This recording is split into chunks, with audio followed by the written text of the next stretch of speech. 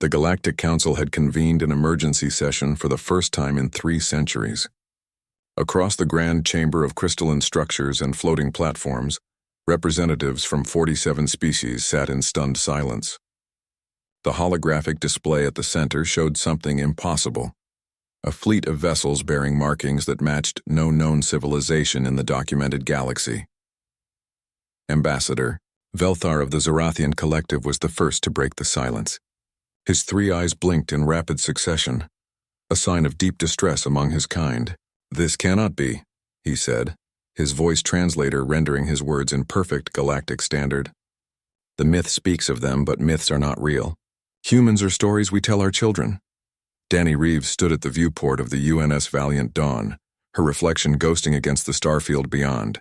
Her dark hair was pulled back in a regulation bun, and her gray eyes held the weariness of someone who had traveled farther than any human before her.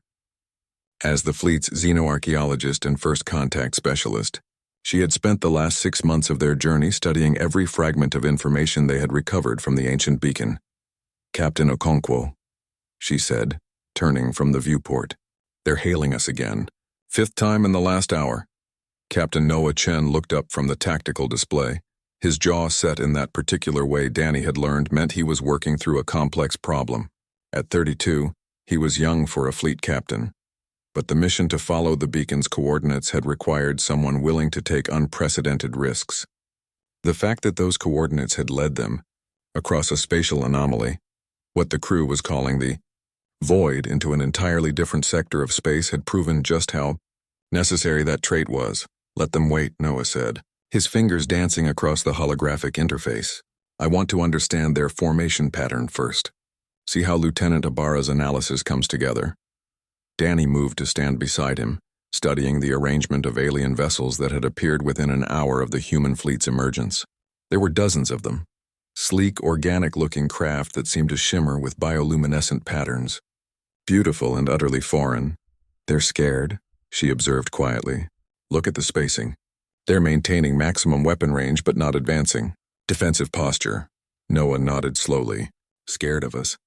That's a first." It was true. Humanity had spent 2 centuries reaching for the stars, expecting to find a galaxy teeming with life, only to discover vast emptiness.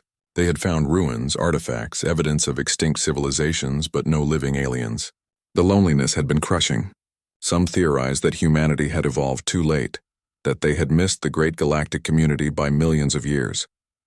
The beacon had changed everything. Discovered in the Kuiper Belt, it had activated when human hands touched it, broadcasting coordinates and a simple message in mathematical language. "Come home." "Captain." Lieutenant Ibarra's voice crackled over the comm. "We're picking up something interesting in their communications. The translation algorithm is getting better, and sir, they're talking about us. Specifically about humans." Noah and Danny exchanged glances.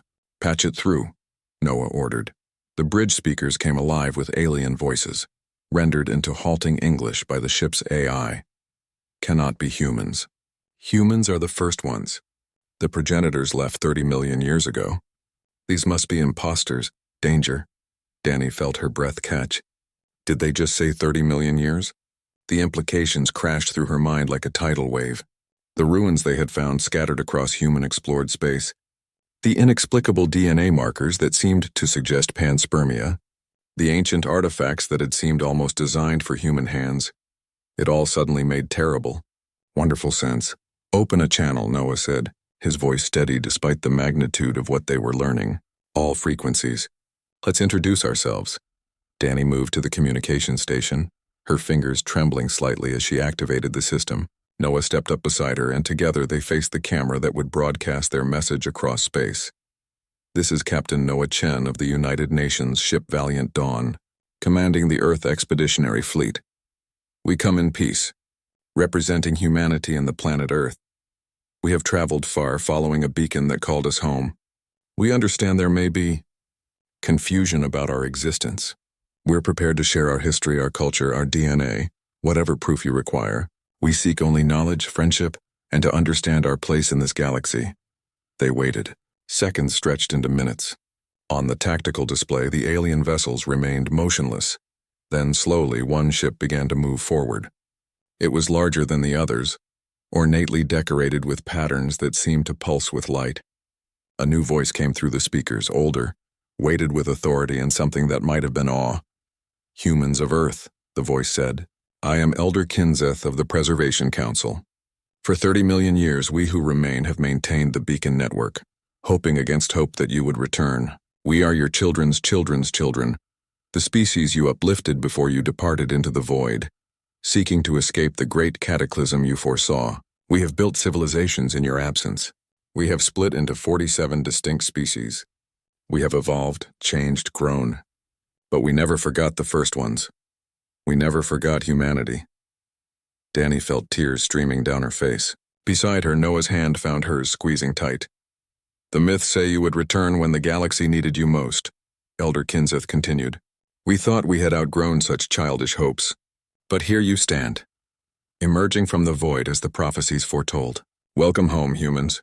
Welcome home to the galaxy you seeded with life, the galaxy that has awaited your return since the dawn of memory." Noah cleared his throat, regaining his composure. "Elder Kinzeth, we had no idea. We're explorers, scientists. We're not the advanced beings you remember. We lost our history in the journey through the void. We don't even know who we were." "Then we shall teach you," the elder replied, and Danny could hear the smile in his voice.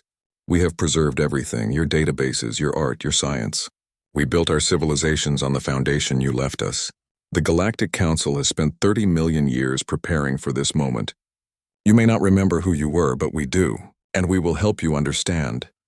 The human fleet hung in space, 43 vessels strong, facing the descendants of the civilizations they had apparently created eons ago. Danny looked at Noah, saw her own wonder reflected in his eyes. "Captain's log supplemental," Noah said quietly into his recorder. "Today humanity discovered it was never alone. We were the first ones, the progenitors, and we've finally come home." Around them, the bridge crew erupted in cheers.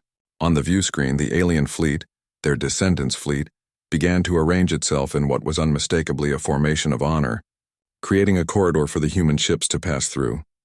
Danny squeezed Noah's hand one more time before releasing it. There would be so much to learn, so many questions to answer. But for now, in this moment, she simply watched as humanity took its first steps into a galaxy that had never forgotten them. The void had not been an ending, but a beginning. And the story of humanity, the real story, was only just starting to unfold.